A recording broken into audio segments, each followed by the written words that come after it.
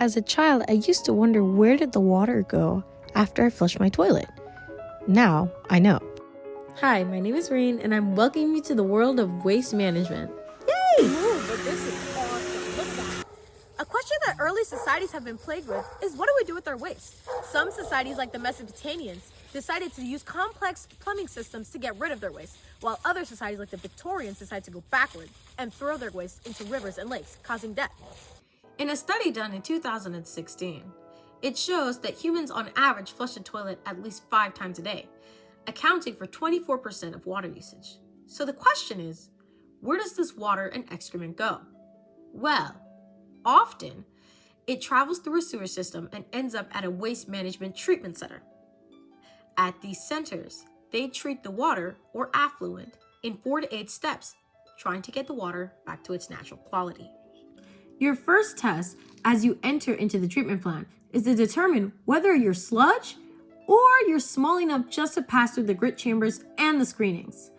This means that the bigger solids are able to separate so that they don't clog any pipes or anything to disrupt the treatment. And the smaller particles are carried in with things like urine and smaller pathogens to be treated next. We are moving on to one of the most important steps in our entire process, aeration. Now, what is aeration? Aeration, kind of in the name, right? Air. So we're pumping air into our tanks. How do we do that?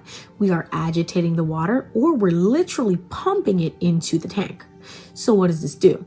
This converts pneumonia, NH3, into NO3, which is nitrate, getting rid of that harmful chemical. What this also does is propagate bacteria growth.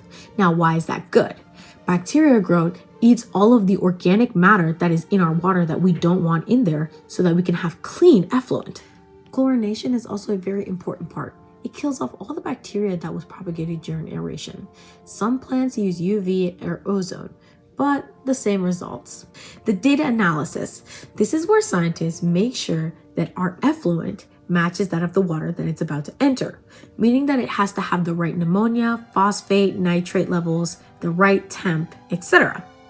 So this means that it can integrate back into the water cycle without causing much of a fuss. We have made it to our final stage. This stage is just pouring the water back to where it came from. Yay!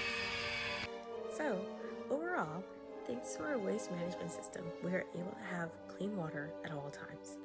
Make sure to stop by and say thank you.